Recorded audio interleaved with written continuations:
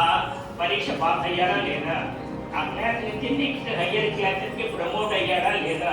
అదేవిధంగా ఇక్కడ కూడాను స్టెన్యస్ ఎఫర్ట్ అంత బాధ్యతాయుతంగా ఇక్కడ కూడా ప్రాక్టీస్ చేయాలి. ఆ ప్రాక్టీస్కి అనుగుణంగానే అతని డెవలప్మెంట్ ఉంటుంది. డెవలప్ అయ్యాడా లేదనేది మరలా టీఆర్ గారు టెస్ట్ చేస్తారు. ఆ టెస్టింగ్ అనుగుణంగా హయ్యర్ కోర్సెస్ని ఇస్తారు. ఈ ఎక్స్ సొసైటీలో ఎలిస్ట్ అయినటువంటి మీడియంకి ఇచ్చినటువంటి కొన్ని నియమాలలో 26 డిసెంబర్ 1919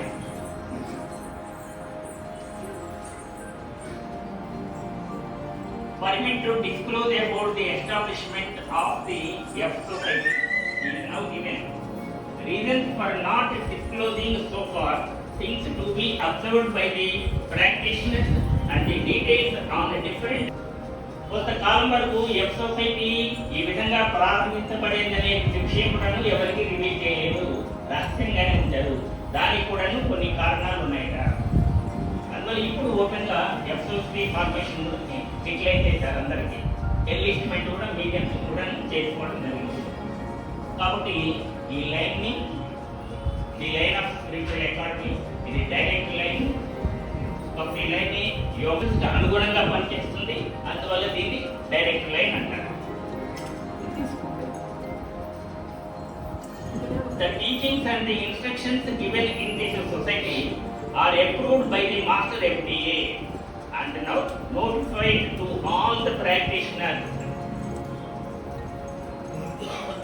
కాబట్టి సొసైటీ అనేది ఎంపీఏ చేత ఎన్లిస్ట్ అయింది. రూల్స్ రెగ్యులేషన్స్ అన్ని కూడా అందరికీ చెప్పడం జరిగింది. ఒక డిసైబుల్ అంటే ఒక మీడియంని ఎన్లిస్ట్ చేసుకోవాలంటే ముందు రూల్స్ రెగ్యులేషన్స్ అన్ని కూడా ఇస్తారు. ఇచ్చిన తర్వాత ఒక పర్ఫార్మా ఇస్తారు. దానికి బైండ్ ఓవర్ అయ్యి నేను ప్రాక్టీస్ తనంతా తను వస్తే కుదరదు. మనం బ్యాంక్ అకౌంట్ లో కనుక మనం అకౌంట్ ఓపెన్ చేయాలంటే కొత్తగా తెలిసినటువంటి అంటే ఆల్రెడీ బ్యాంకులో అదే బ్యాంకులో అకౌంట్ ఉన్నటువంటి వ్యక్తి దాన్ని రిమాండ్ చేయాలి.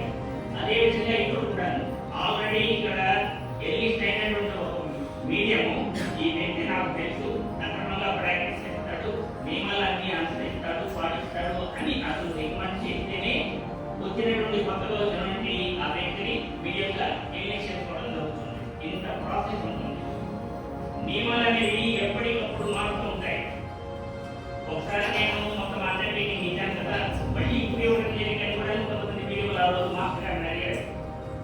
మీడియంస్ ఇచ్చినటువంటి నియమాలు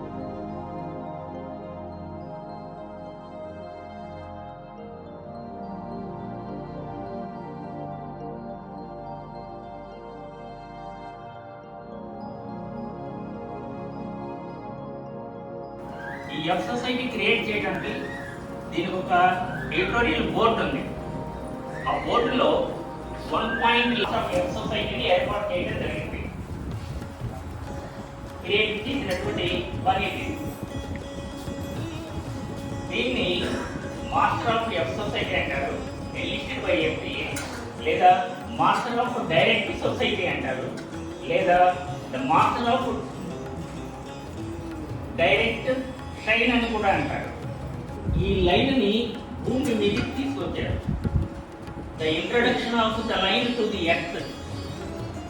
కాబట్టి ఎర్త్ తోటి కనెక్షన్ ఇచ్చారు మాస్టర్ గారు. అందువల్ల మాస్టర్ గారిని ద మాస్టర్ ఆఫ్ షైన్ అన్నారు. కాబట్టి ఇది ఈ ఎఫ్ సొసైటీ అనేది the line of spiritual academy. ఇది కూడా మాస్టర్ గారు నోట్ చేశారు. The line of spiritual academy. ఏదైనా ఒక ఇన్స్టిట్యూషన్ యొక్క ప్రారంభించేటప్పుడు దానికి మేనేజ్ సొసైటీ ప్రారంభించడానికి master of the line of spiritual academy అనేది ఎస్టాబ్లిష్ అయింది. స్పిరిచువల్ అకాడమీ ఎడ్యుకేషనల్ ఇన్స్టిట్యూషన్స్ లాగానే ఇక్కడ కూడాను యోగా స్కూల్ ఏర్పడింది. దాంట్లో అడ్మిషన్స్ ప్రారంభమైనాయి కాబట్టి అంటే అకాడమీ కాబట్టి దానికి కొన్ని రూల్స్ రెగ్యులేషన్స్ ఉంటాయి, కొన్ని విధులు ఉంటాయి, నియమాలు ఉంటాయి. అవన్నీ కూడాను అడ్మిట్ అయినటువంటి వాడు ప్రతి వ్యక్తి కూడాను దాన్ని పాటించాలి. పాటించకపోయినట్లయితే అక్కడ దండన కూడా ఉంటుంది, పనిష్మెంట్ కూడా ఉంది. ఫస్ట్ గ్రూప్ మీడియంస్ లో కొంతమందిని ఒక 2 రోజుల పాటు సస్పెండ్ చేశారు మాస్టర్ గారు. త్వరలో మరలా ఎనిష్ చేసుకున్నారు రీఅడ్మిషన్. ఇక్కడ మీడియంలుగా ఎన్లిస్ట్ అయినటువంటి వాళ్ళు మధ్యలో కనుక డిస్కంటిన్యూ చేసినట్లయితే, అంటే కొంతకాలం ఎఫ్ సొసైటీని వదిలివేసినట్లయితే మరలా రీఅడ్మిషన్ ఉంటుంది. స్కూల్స్లో ఎలాగైతే విద్యార్థి కొన్ని నెలల పాటు రాకుండా ఆపిస్తాడో వాళ్ళు మళ్ళీ చేసుకుంటారు, అదే విధంగా ఇక్కడ కూడా జరిగింది. కాబట్టి ఇది లైన్ ఆఫ్ స్పెషలైజేషన్స్ ఉంటాయి.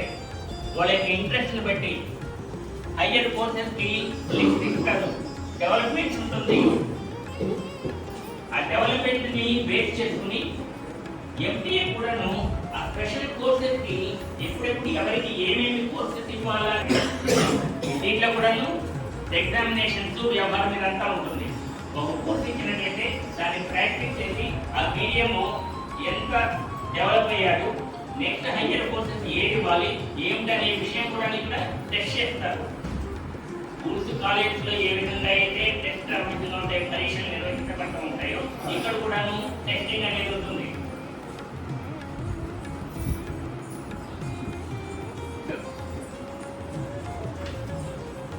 ఈ స్పిరిచువల్ ఎకాడమీ అనేది this will give all branches of knowledge, but it depends upon but if you will grant step after step you have developed by the practice.